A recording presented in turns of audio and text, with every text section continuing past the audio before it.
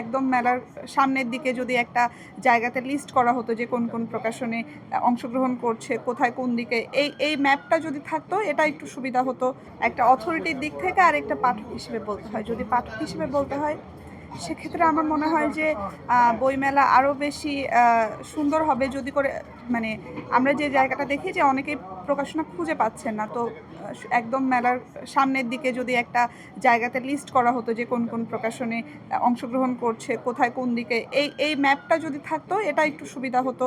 আর তাছাড়া তো আমার কাছে মনে হচ্ছে যে এবার পাঠক একটু কম, তাছাড়া আমার মনে হচ্ছে যে সবই আগের মতোই ঠিকঠাক লাগছে। আর রমজান তো এখন আসলে যে পরিবেশটা পাচ্ছি ওটা নর্মাল হিসেবেই ধরে নেওয়াটা সমীচীন হবে আমার মনে হয়।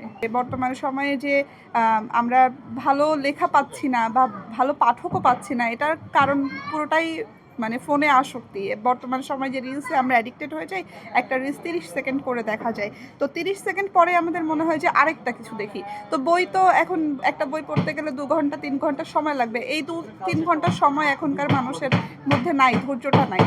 তো এটা আমার মনে হয় আস্তে আস্তে করে মানুষ ডিভাইস থেকে বইয়ের দিকে একটু করে যখন ফিরতে শুরু করবে, তখন মনে হয় পাঠক লেখক সব দিকেই আবার সেই বইমেলার আগের যে ব্যাপারটা সেটা ফিরে আসবে। আমরা বই পড়াটাকে বার্ডেন হিসেবে নেই, মনে হয় যে আমরা এই সময় বের করতে হবে, এটা করতে হবে, এই কারণে বই পড়াটা আমাদের কাছে বর্তমান সময়ে চাপের মনে হয় যে আমরা তো এখন এত ব্যস্ত, সকালে একদম ভোরে উঠে অফিস ফিরতে ফিরতে রাত, তো তাহলে পড়বো কখন?